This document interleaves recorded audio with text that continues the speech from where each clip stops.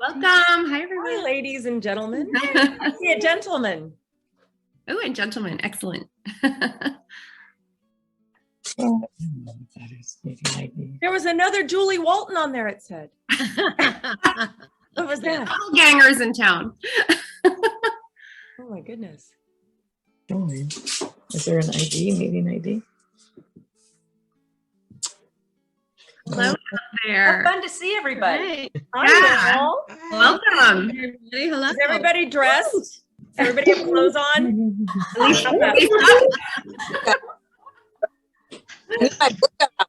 Of course. It takes all the fun out of guessing. Nice to see everyone. Really great to see everyone. I'm so happy you're all here. Hi. Hi. So, Andrea, you let me know when we are ready to roll. We've still got more folks coming in through the Good. waiting room, so we're going to just wait. Say hi to everyone. We wanted you all to have a chance to say hi. So you're welcome to unmute yourselves, chat for a bit while we wait. Oh, that's for right. everyone to Wow, unmute. we got Bruce Delgado. We got some celebrities here. We got heavy hitters. Ooh, I see another Julie in the audience, a Julie King. I always joke that night. Julie means goddess in Latin, and people believe me. It's a joke. You're a goddess. Own it. Yeah. You're a legal goddess. Oh, look who's in San Francisco. Hey, Wendy. Hi, Wendy. All right. Oh, we got Margaret Dorigo. Yay! Hey, Margaret. And we thought you might be ditching us for, a better crowd. Hi, Felicia and Are you Margaret. going to do this? Is Margaret doing the standing? I love it.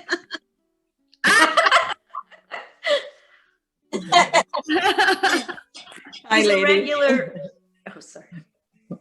I see Cindy said in the chat that she's new to the group. Do we have some new folks here who've never been to an Empower? Oh, great. I'm Mary Silva. Hi. Hi. Great.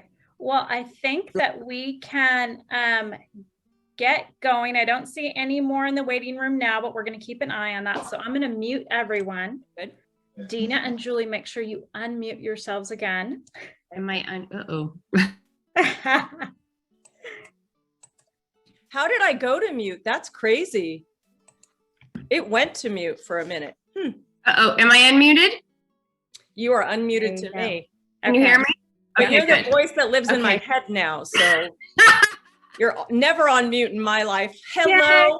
everyone. We are absolutely thrilled that you are here today to join us for our triannual, are we triannual? Empower Luncheon, empowering women, empowering girls in business, and always expanding our minds, which is the #1 thing we can do in our lives, right? So since we've seen each other last, and we've come out of our psychological fog, now it's time to get our act together, right? Time to get our spaces together. Remember a year ago when we went into lockdown and we all promised that we were going to clean our spaces and declutter our lives and, oh, we have all this time and I'm going to make a great home office, and we didn't do it. Now's the time. Here we are. We're going to talk to the world's greatest organizing expert, in my humble opinion, and I've worked with a few. We're going to learn how to lighten our load, declutter our life, have some fun doing it, not spend a lot of money, and learn where to take all your crap. Okay, so before we get going, I would like to thank our wonderful sponsors for today's event. We cannot do these events without our sponsors. So today, thank you so very much to, is it up? There we go, it's coming.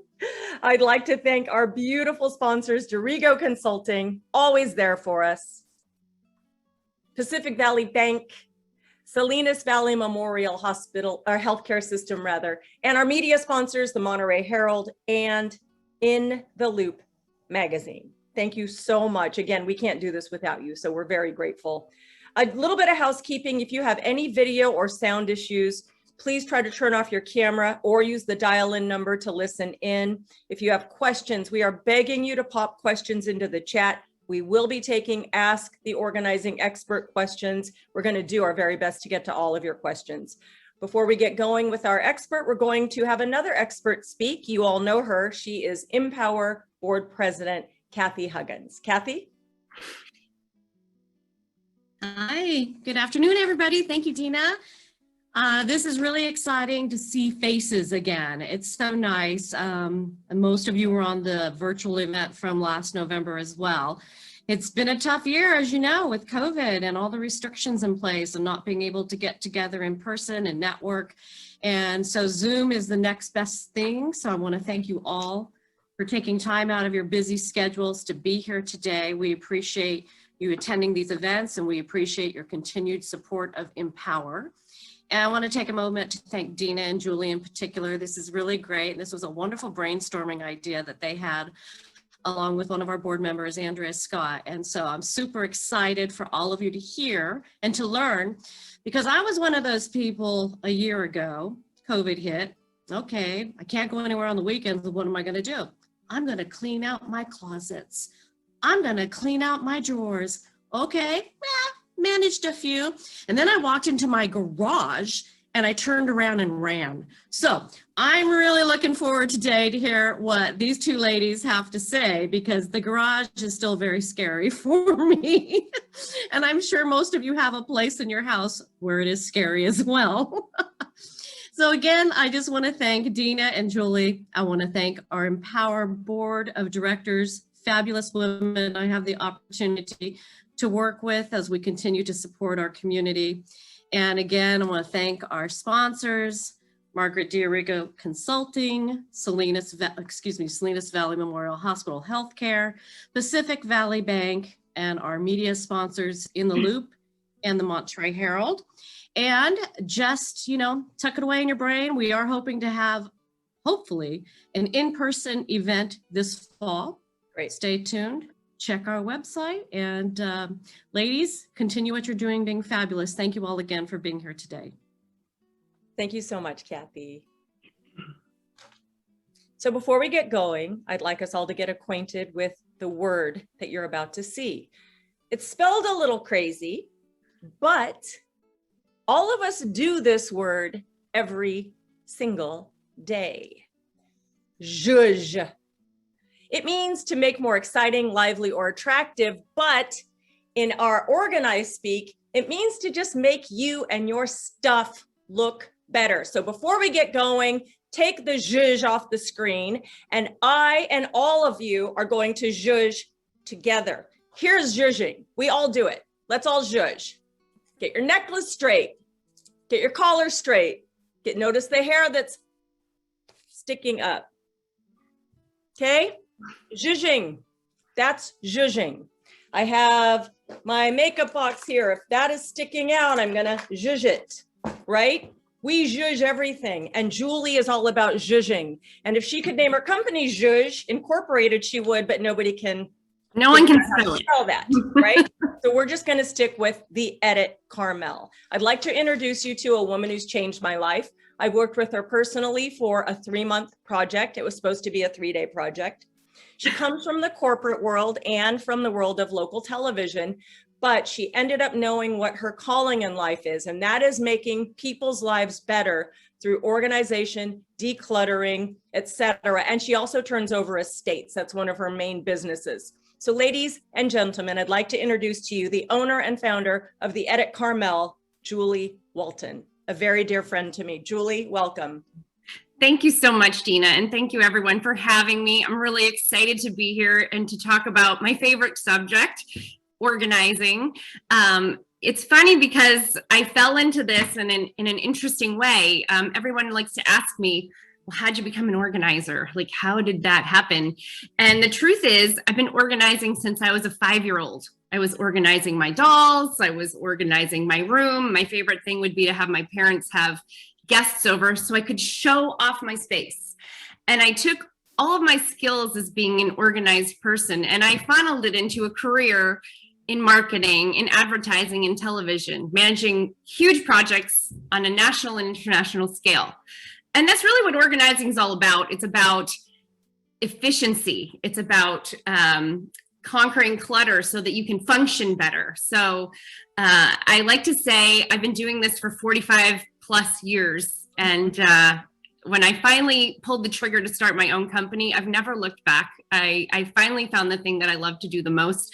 And I'm actually helping people on an individual basis change their lives in some small way and maybe in a big way, but to help people overcome, you know, the stress and the confusion and the negative feeling of feeling like you're trapped by your clutter. So I'm really happy to be here, and I can't wait for you guys to ask questions about your biggest organizing challenges and share some of the tips and tricks that I've learned. So Julie, because of working with Julie, I'm not dirty, but I'm extremely unorganized, all right? And I have a lot of stuff. So a lot of you know that I had this previous life where I accumulated a hell of a lot of souvenirs, okay? Well, I never let them go. My garage looked like a corn maze. My closet looked like not a junkyard, but something similar. And because of Julie, swear hand to the heavens, I was able to get dressed today in 2 minutes instead of 20. That it seriously would have taken me to dig through drawers and piles to find the one pair of black pants I fit in after the COVID-15. Because of Julie and her getting my act together, boom, boom, boom, get dressed. Oh, the earrings I wanted to wear, they're right there on the earring tree. So Julie, there's so much about clutter that is negative to the psyche. Just toss out some of the things clutter can do to us. Sure. Well, you know, I hear this all the time from clients, and even when people call me, they're almost embarrassed to have me come see their space. I was. There's a sense of like, oh, negative feeling about not wanting to show the mess. Right? It can often lead to stress and depression. You can be confused. Hey, where are my keys today? I'm late to school again, and a financial side of it all is that, you've spent extra money buying the duplicate thing that you already have, but you can't find it. Right? So there's those aspects to disorganization. And it can be dangerous when you get to the point where you can't walk through a garage and things are piled so high they're going to fall on you. I mean, you're really trapped under the clutter. So the biggest thing that clutter and disorganization robs you of is the most valuable resource we all have, and that's time. Right? We all need more time, and it's the most non-renewable resource we have. So when I approach an organizing project, it's all about how can I create a space that's more efficient for my client, and how can we create it so that they are saving time, so they can then turn around and do the things they love with the people they love, where they're not feeling like, oh, I can't go out and play tennis today because I need to clean my house, So it's all about those kind of things every day. Right. Yeah. So let's see the first poll question then, because I know a heck of a lot of us wanted to embark on a big project over the last year. So all of you, if you don't mind chiming in, pick which person was you. So poll number 1, wait just 1 second till it's up on screen. Maybe not. We don't have to do poll number 1. We'll just move right on to the psychological aspects that you get from this. Julie just highlighted all of them, right? Positivity. Oh, here we go. So pandemic purge poll. Did you start a project in the last year? Yes, and completed it. Yes, still working on it. Yes, never finished. I wanted to, I didn't have time. Nope, I love my mess. Or no, my space is perfect. Which one of those are you?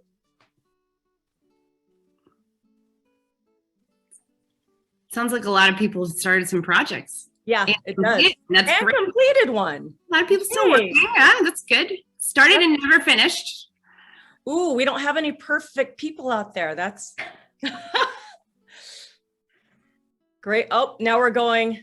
Okay, still working on it. Don't know where to start. Don't have time. That's a big one. Yeah. Okay, 5 more seconds.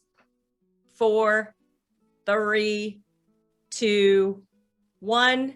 So yep, yes, and completed 1 wins. Very proud of all of you. But look at for those of us who are still working on it and who never finished it and just gave up, let's get rolling. Julie, the first thing we do when we need to get going is your method of edit. We need to figure out what the HELL is going on, right? So talk us through picking a space. Sure. what do we do? You can't just do the whole house, right? You've got to start somewhere. And people, I think a lot of us want to start with the garage. I'm not sure that would be where we start because that's overwhelming. What would you do to get started in your home? It really depends on an individual basis. Each client is different. I mean, with you, Dina, we started in your garage because that was your major pain point. But there's a slide we've got to show, because the one thing that everybody wants to ask me in the beginning of a project is they want to say, what are we going to buy? Like, do I need to go out and buy more bins? Yes. And the biggest thing about truly getting organized, and it's not just making things look pretty, is it's really not about the bins at all. It's about the edit. And the picture right here is an actual picture of bins that at the end of the engagement with Dina, those are all of her extra bins. And you can see from those bins that she probably tried some different organizing projects around the way because they're all different kinds of bins. And the main thing is, I don't want you thinking about what you're going to make it look like with what you're going to put things in. First, you want to start about the edit. And I have a proven process that has worked time and again for all of my clients. And it's this: E, edit. The E in edit stands for evaluate, okay? First things first, I want everyone to go look at the space that they are having trouble with and actually be real with yourselves and say, how do I want this to function? Because being organized is about function, okay? So I want you to go in, evaluate the space, say out loud, I want this room to be what? I want this room to be an office. I want this garage to be an art studio. I want this garage to house my gym equipment and storage. You want to be very clear and you want to set those parameters. So that's kind of the evaluation process. And when you're working with a professional organizer, an organizer will want to come and see your space, walk it through with you, and talk about what your goals are and what your intention is for the space, because that's the foundation. It's like building a house. You need a very strong, solid, concrete foundation from which to work. So then the next word, D, the D in edit is for decide. And this is where the majority of the work goes, and it has nothing to do with bins, okay? This is all about editing, or as Dina likes to call it, purging. Here, we're going to look at the space and decide what belongs here, what doesn't. We're going to probably tag things with some blue tape that we know needs to be hauled away and out of the space. We're going to take anything that's garbage or trash or broken or doesn't serve you anymore, and that's going to be taken away. This is where, and I'm sure you've seen on many shows, this is where we do the sort. Like, what are we keeping? What are we tossing? What are we donating? What needs to be repaired? What can we sell? And that's really, really important. And this is the part that gets tricky and gets into the psychological aspect of organizing, because this is where people who tend to have a lot of clutter, hold on to things that don't necessarily serve them. It's hard to give our things away. It really can be difficult, but through different techniques of working together, we can really focus on not only the space, but what totally serves you and what is a reflection of you and how you want your home to present. And all of those other things could probably be better used, upcycled to someone else, given to a friend, repurposed in another room, or what have you. But everything needs a space and everything needs a place. So that's kind of the D part. And part of that is also what I like to say as I'm helping people sort. And this, if you take nothing else away, one of the most important things about organizing is putting like items with like items, right? So you want every category paired together. We might be able to show a before and after of a pantry that I did, because it's kind of a good way to give you a visual on what we did in a 5-hour project to transform a pantry. Can you guys pull that up?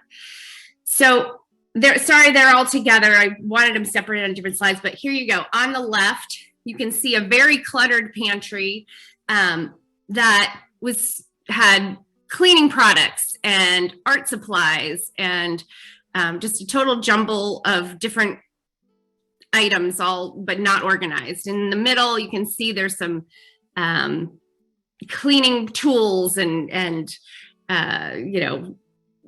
not unorganized space. So in this project, what we did before we started was we took everything out, and I would encourage anyone who's working on a space to try to take everything out of the space that you can.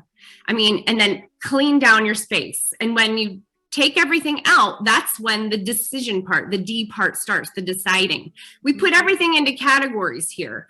We took all of the art supplies because this pantry had to serve two purposes. It had to serve the food, and it also had to have a housing station for my clients' children's art projects. So, we took all the art supplies and edited them down like with like. We took all the breakfast foods together, put them together. We put the liquor cabinet in one section. We put the baking in another section. And I'll tell you, that took an hour. It can take an hour in a big walk-in pantry like that to take things out and super sort and declutter. And I'm using the pantry as an example because it's easy, but this is kind of what you want to do with any space. You want to take things away and you want to sort. And then comes the fun part. It's the I in edit, which is identifying zones. And in order to build a perfect pantry or a perfect office or a perfect closet, you want to take each category and create its own zone based on use. So we created a breakfast zone. We created a liquor cabinet section. We created special darker bins used for art supplies. And then we installed it. So the other part of the I is install. And that's where you finally get to the bins. That's when you get to the fun, pretty dressing. I like to call it the jewelry of the room. And then finally, in working with an organizer, the T for what stands in edit in my company is transfer of knowledge. And, you're investing in yourself here, and you're spending money to hire an organizer. And here's where it's very important for me to teach my clients how they can then maintain their space once it's been organized, because it's like exercise, right? If you don't exercise every day, you don't reap the benefits. The same goes for organizing. If you don't organize and maintain your space a little bit every day, it doesn't take a lot, you won't be able to maintain it permanently. Julie, I think one of the hardest parts of this is, and I'll give a quick example from my closet. I want to go back to the pantry, but ladies and gentlemen, so she's helping me do my sock drawer, which I'd already pared down. Okay. So my sock drawer was perfect in my estimation. So she takes out these long socks with Union Jack flags on them and says, do you need these? I said, yeah, I need those. That's the first time I ever went to Europe. I was in my 30s. I'm not getting rid of those socks. And she takes a moment and goes, oh, so your memory of London lives in the sock? And I went, okay, get rid of the socks. They're gone, right? That's the same thing she did in the pantry or anybody's pantry, or that you all will do in your own pantry. So again, you have to make the time. But Julie, talk us through, there are some COVID era foods in our pantries, by the way. We have to be decisive when we're purging and sorting. So go ahead and talk about that a little bit. Like once you get it all out, your pantry, it's all out on your counters. What's the tough rules that you have to abide by with yourself if we're doing it ourselves? Right. Well, I always say that Costco is a great store, but it really isn't going to serve you if you don't have an extremely large pantry. So I always like to recommend back storage or back stock going to another part of your home. COVID, everybody had tons of toilet paper, and I'm not a minimalist, by the way. I never suggest everyone to just off everything. And I would never say get rid of your toilet paper, but maybe we now know we don't need to buy so much. It's really like, there are definitely those cans that we bought, and I personally did myself. I bought some pears, canned pears. Like when's the last time I ever ate a canned pear? So, when I went through my pantry, and I do it every couple months. I mean, it's maintenance here. I made a nice donation, and I gave it to the Veterans Transition Center of Monterey, because while they get a stipend from the Monterey Food Bank, they never have enough to feed all of their people. So, there's ways to get rid of things. And I think that's part of the stress that people have when they take on an organizing project is like, okay, I have all this stuff, but I don't know what to do with it. So I'm just going to like, I'm not going to do anything. I'm just going to let it live in that pile over there. And so part of what's really important as an organizer is finding those fun solutions on how can we best honor those things? Because if they're not serving you and they're just taking up space, there's a better home for it somewhere else, and we can give it life, and you can feel better about that.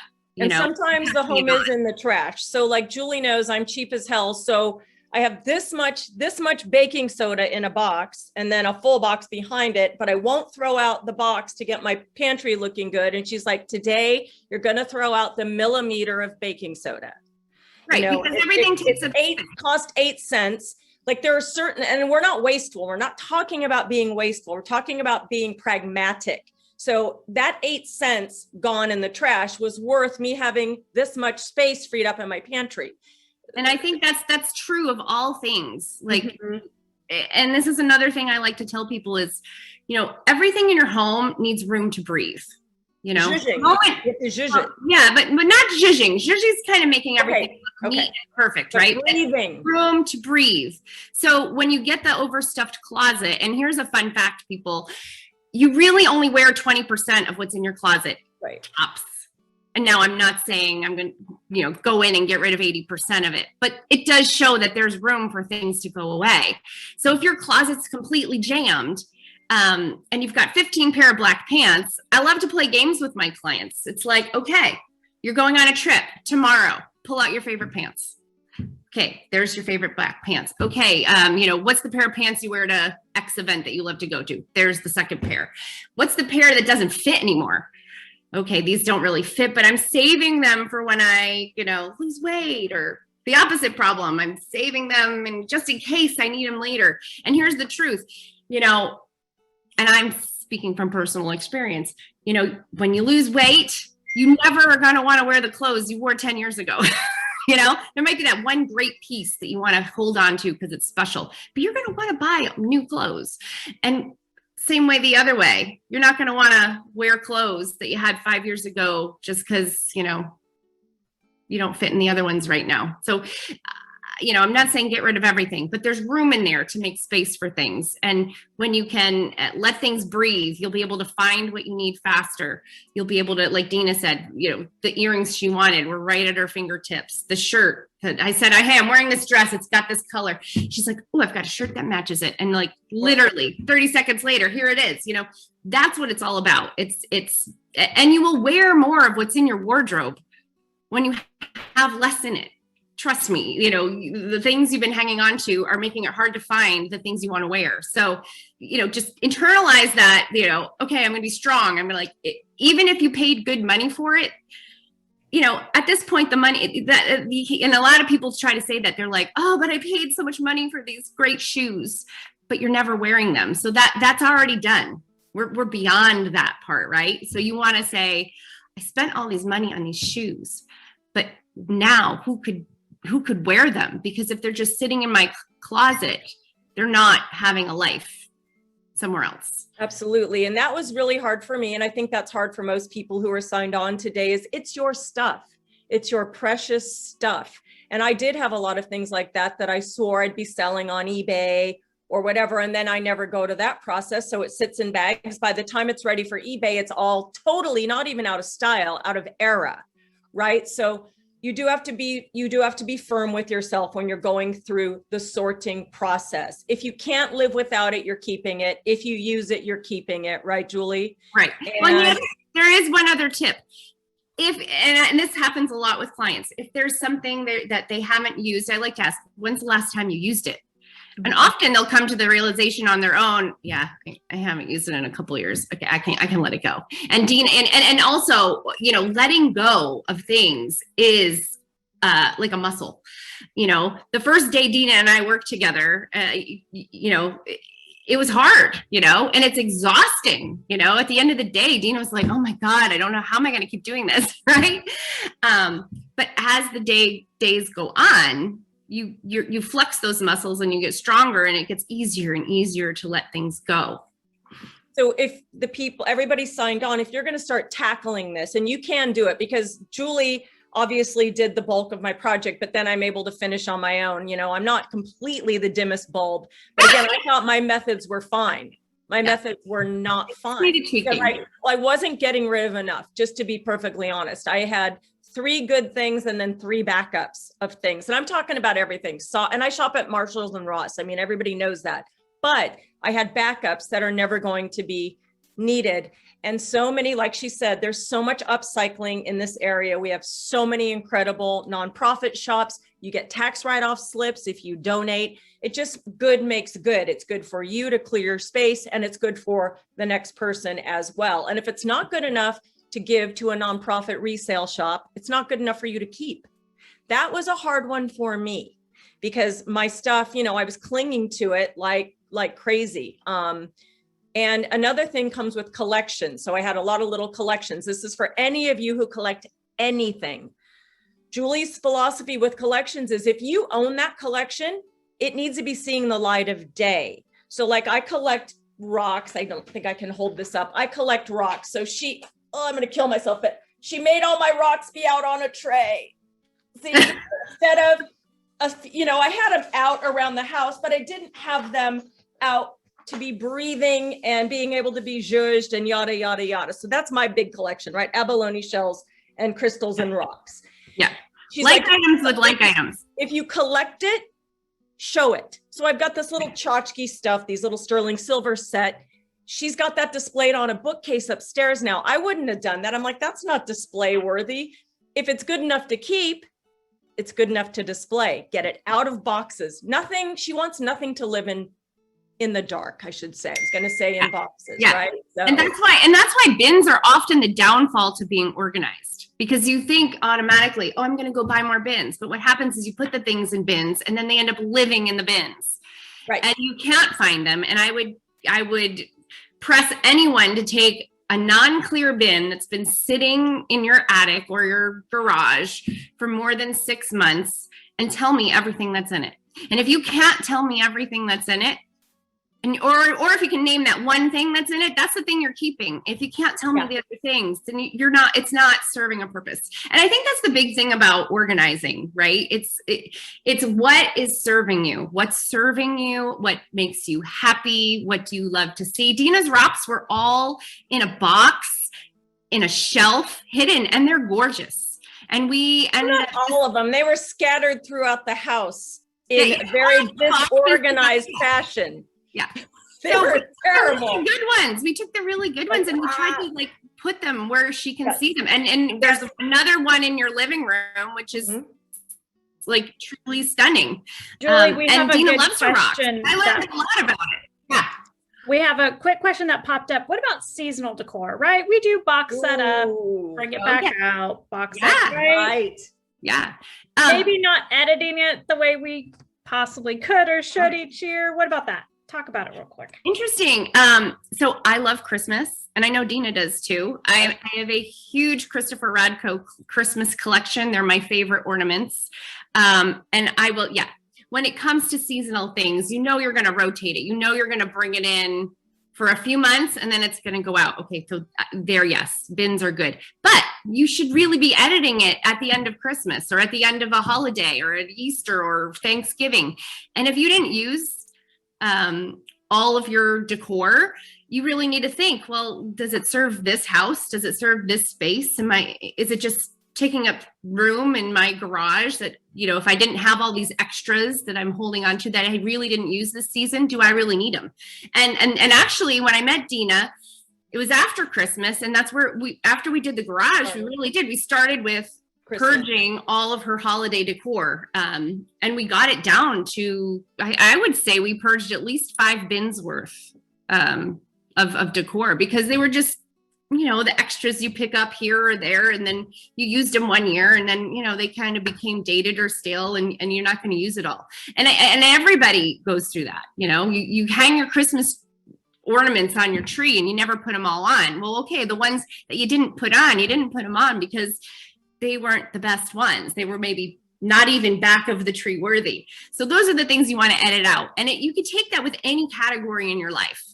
Any section of your home, your linen closet's another one. You know, you buy new linens, but you don't get rid of the old ones, or you have 12 sheet sets when truly, how many do we really need? You need the one on the bed that's on the bed. You need one for the wash, and you need a backup. So each bed probably only needs three max, right? Right. So let me interject here. So a little bit here and there, like a little editing in each category throughout your home will give your cabinets, your closets, your spaces, even your garage so much room. And I just transformed, I don't know, we have the picture, but I did transform last week for an amazing client that I adore. She wanted her garage to be an art studio. She's a painter and has had nowhere to paint. And she'd moved into this home a couple years ago.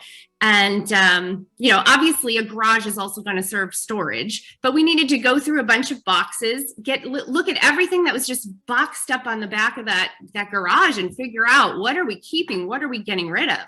And on the left, you can see, you know, we had to sort all of these items, and we went through every single box.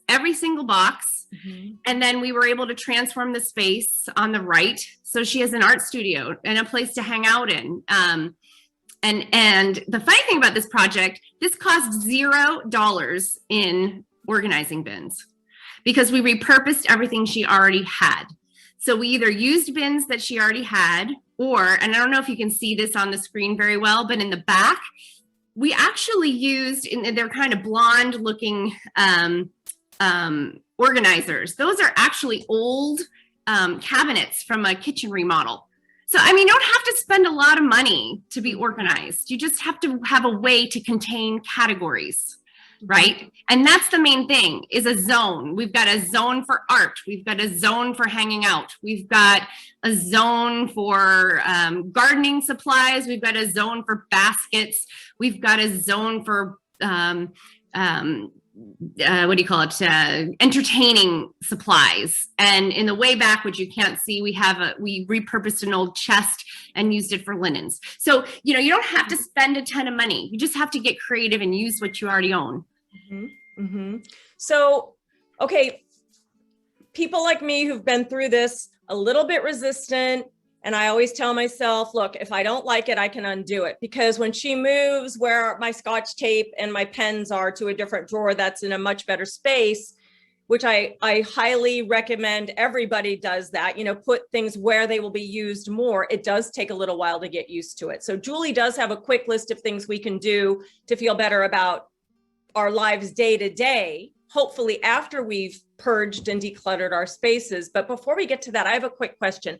I'm staring at a thrashed, unmade bed with 4 dogs sleeping on it. I want to ask all of you, honest to goodness, do you make your bed every day? Yes or no? So we have a poll question. It's anonymous. We won't be able to see. Do you or someone else? Okay, yeah, I guess. Yeah, do you or your wonderful husband or your live-in maid? Just kidding. Do you make your bed every morning? Oh my goodness. I love it. Holy guacamole. Great. We'll go for a couple more seconds. Okay. I'm between no and sometimes. I don't know what to, I'm trying. I've made it so many more times since I started working with Julie. But like right now, I didn't make it this morning, but that's another story. Okay. That's a really, really cool result. The yeses win.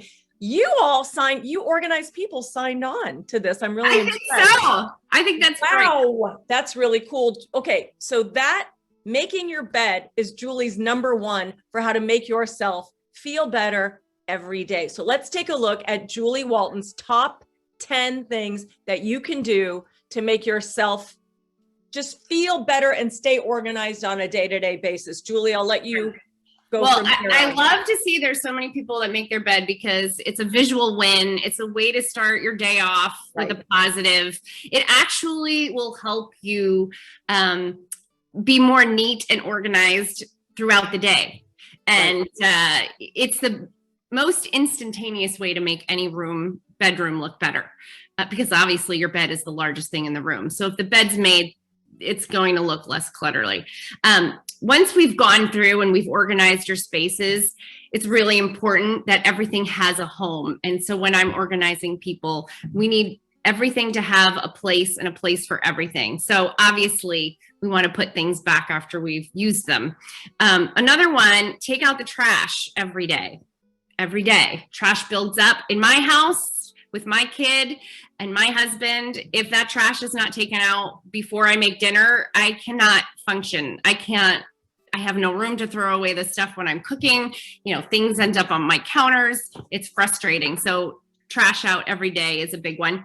And then we talk about zones. So the kitchen zone is a big one. It's where we spend most of our time. So we really want to make sure the dishes are in the dishwasher. We want to make sure, and that means that at the end of the night before, we want an empty dishwasher. So you start the day off fresh. And then counters. If you've got a place where like papers are just piling, obviously that means you need a different storage solution for paper, and because we really want some clean counters to work on. And then category for clothing.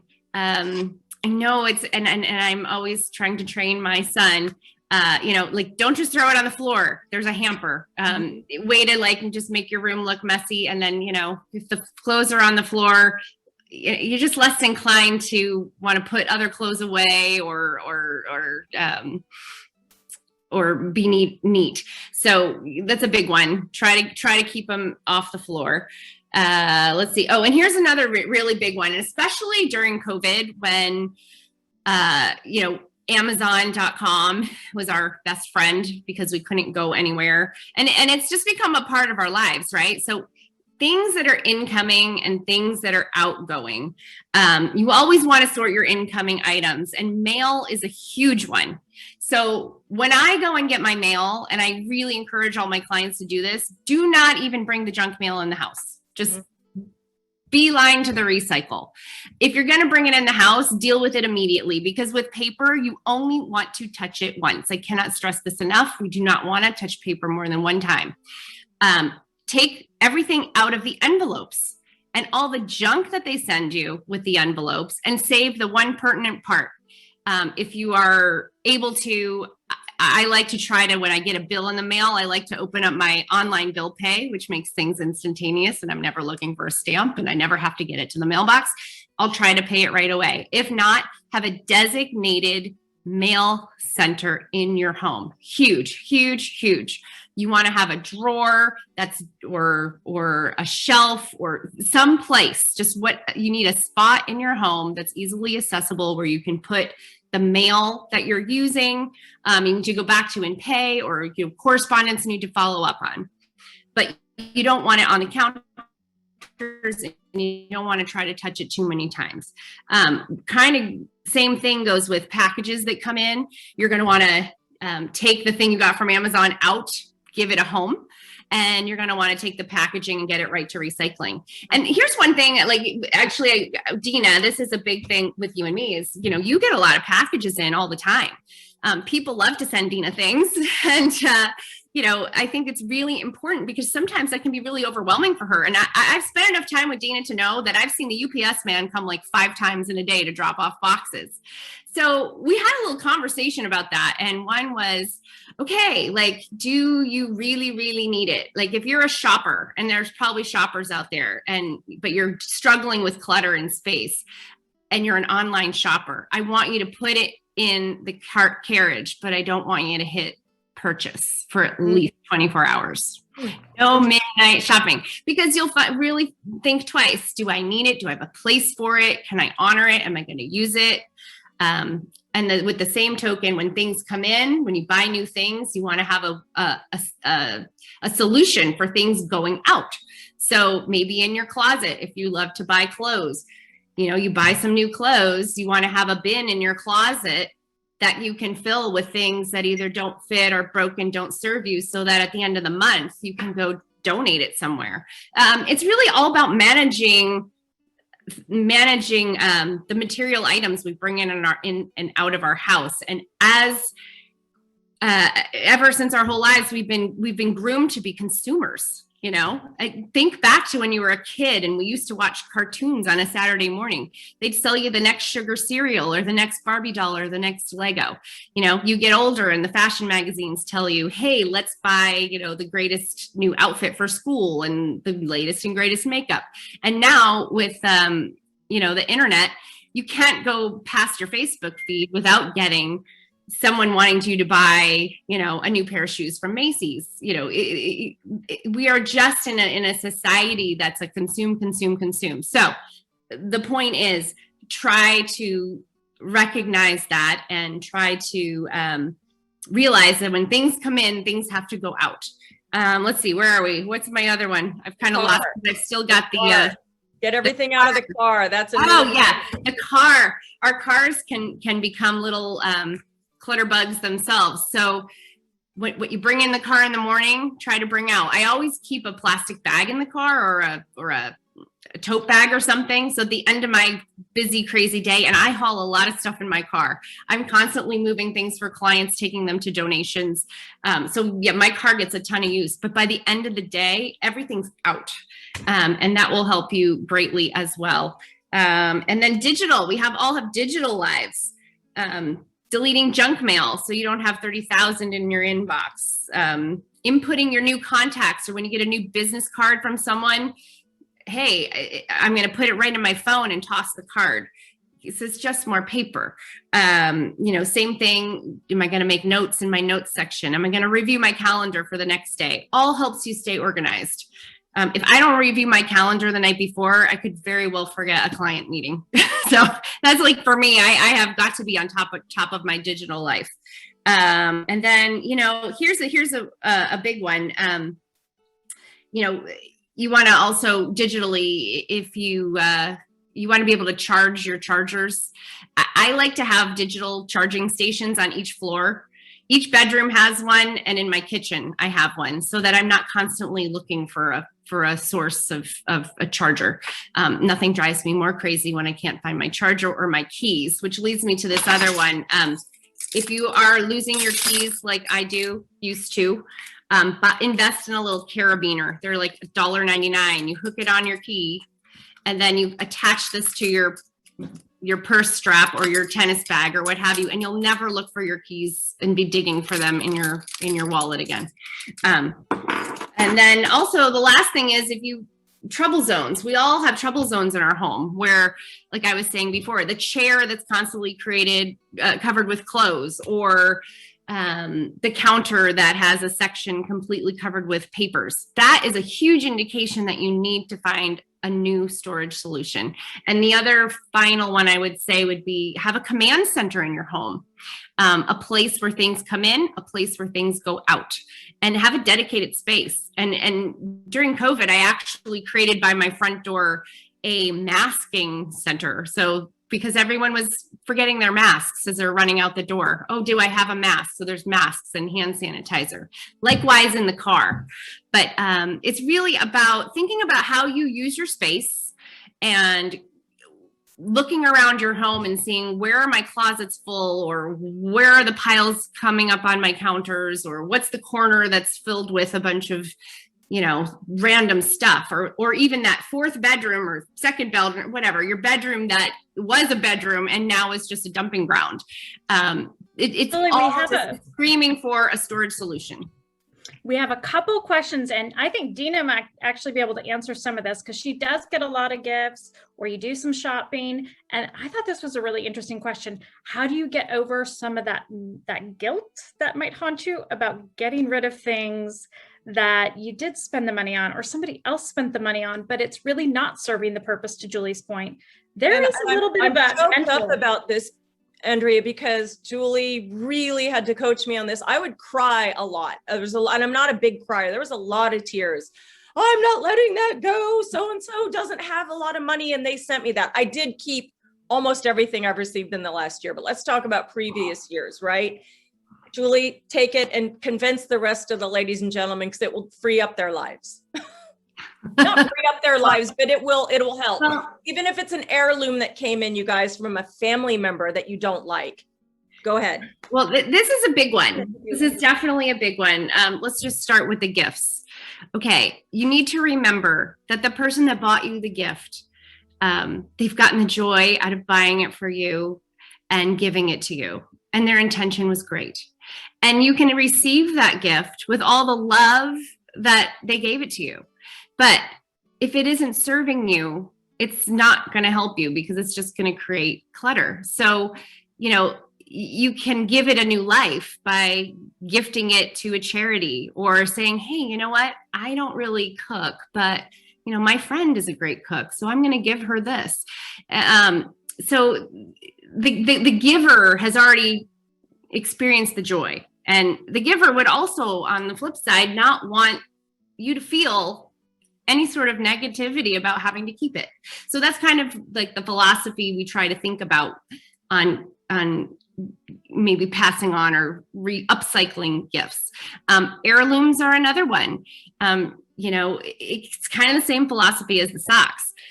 And I have a family member that lives to try to give me things all the time. And when you really stop and think about it, they're trying to give it to you because they don't know what to do with it. And they're trying to get rid of it. Right? So in a lot of cases, that's something on them, and you are not obligated. You need to honor yourself and what's truly true to you.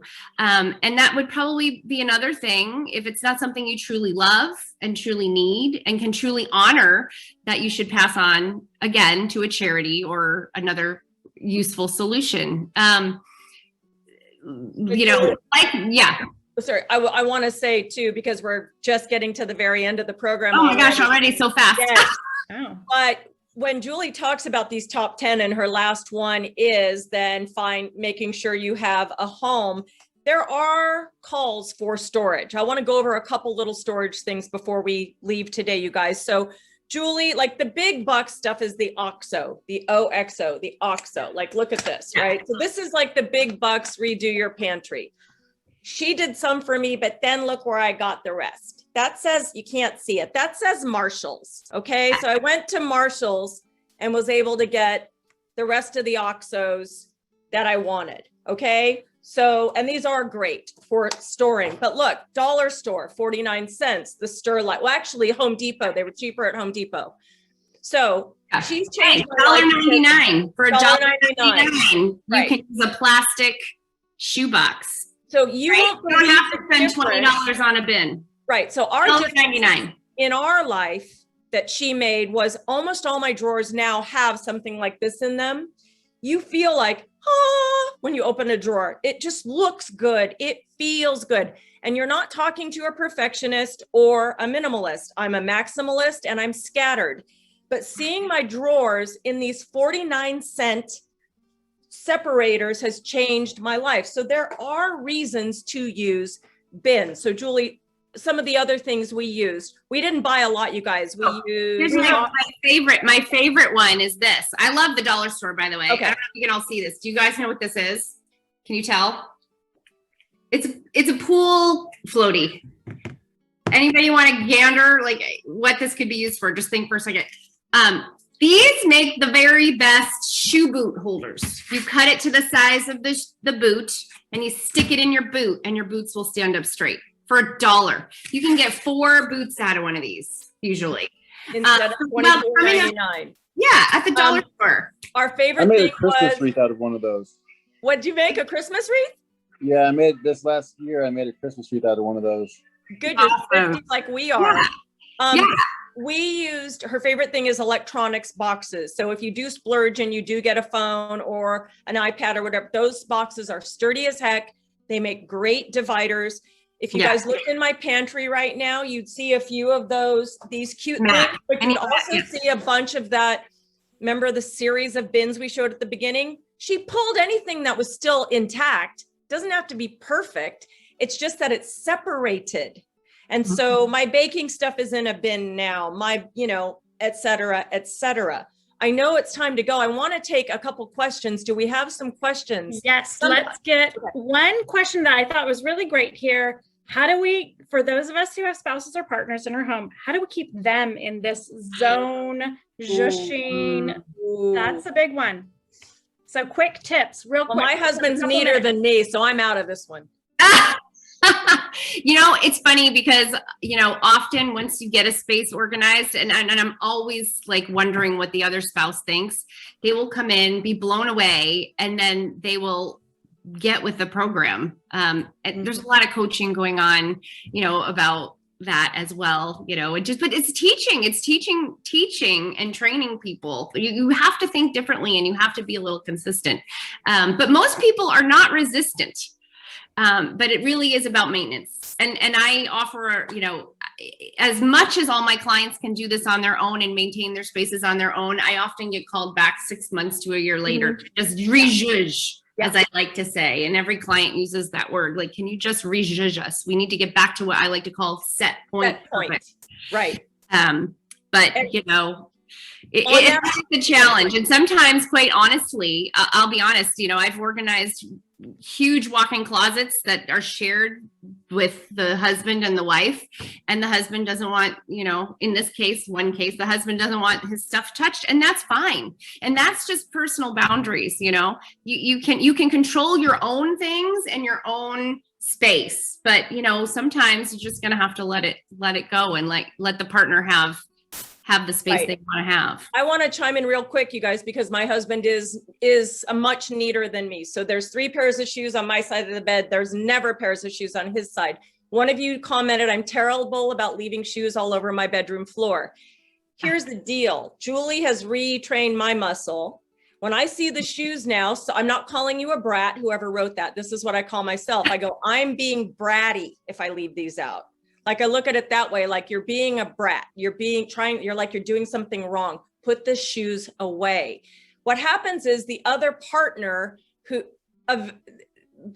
who is neater, the other partner like me, it's a growth, and it happens over time. I can't imagine, unless you have a very passive aggressive partner, the other partner does start to roll with it too, but it is muscle flexing. We're out of time. I need to show you guys something real quick. Check out this list of the incredible places we have in this area. This is just a small list of the places we have in Monterey County, but Julie's worked with many of these places. And before we go, in about 1 minute, Julie, tell us, just pick a couple and tell us what they do, because not everybody takes everything, you guys. Sure. Well, some of my, the Yellow Brick Road is like the local gem in Carmel here. It's where I live. So it's kind of where I tend to bring a lot of my things. But as you guys probably know, everyone's really picky about what they'll take right now. So I always try to take kind of my better things to the Yellow Brick Road. And they'll take, they love getting like sterling plated silver. They love glassware. They love higher end clothing. They actually will take a lot of books. I just emptied Mansion, and they took almost the entire library, which is fabulous. Another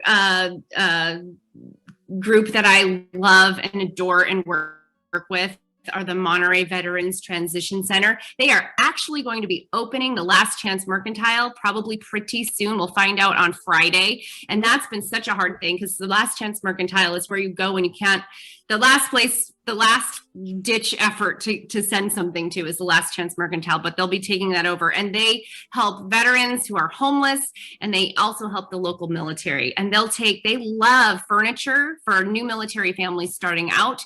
They love any extra food to help feed their homeless vets. And they love kitchenwares. So those kind of things. And you guys, we use them a lot. I've never heard of them. I've been here 30 years. They were amazing. They come to you and they pick up from you. Yeah. Okay, so earmark that. Well, yeah, they will. And then here's another tip that most people don't know. You can call your own waste management, whichever group that you have. Well, we happen to use waste management here in Carmel Valley. And I just want to tell everyone, you get a free bulky waste pickup of up to 3 items every year. You have an extra mattress. If you can't donate it to the vets, and they're actually looking for some mattresses right now. They're looking for twin mattresses, if anyone has twin beds and twin mattresses. But if you have something that just isn't donatable, like an old, completely beat up couch, you can call your waste management and get a free pickup. You just have to schedule it. And sometimes if you don't want to make the whole trip to the dump, you can call and say, hey, I've got, an additional garbage pickup. So there's definitely ways to get rid of things, whether you want to work with an estate salespeople, if you have something that's an heirloom that maybe you don't love, but you want to sell it. I have lots of estate salespeople that I work with. And then there's like consignment shops. So give them a call. They love photos of what you have. Take a picture, send it to them, see if they can sell it for you. So there's a lot. So many different kinds. And the SPCA, I should give a shout out to the SPCA because old towels, old sheets, they are always looking for those kind of things. Great idea. We are going to send you all these materials. I've been with Julie now since February, and I'm still learning from her every day. I'd like to thank Julie Walton, founder and principal at the Edit Carmel. Julie, thank you. Thank all of you for being here today. This is a fun way to spend the hour. And again, you're talking to someone who's not Miss Perfect and not a minimalist. I am insanely disorganized in a lot of aspects, and my life is different. I could cry telling you my life is different just having one pair of shoes next to the bed and not 5. Okay, you can do this. We can all do this. I'd like to thank our sponsors one more time: Dorigo Consulting, Pacific Valley Bank, Salinas Valley Memorial Healthcare System, Monterey Herald, and In the Loop magazine. This was a blast. We will see you in a few months. Go get zhooshing. Woohoo! Thank you for all. being here. Thank you. Thank you, Julie. Thank you. Thank you. Awesome. Thank you, everyone. That was amazing. Thank you so much. Thank you. Another Julie Walton. I love it. I don't know why it says that. But oh, you don't? Oh, I'm sorry. That's okay. I thought there were 2. Thank you, ladies and gentlemen. That was great. Thank you so much. Thank you. Thanks for joining. Julie. Thank you, everyone. Have an organized day. Thank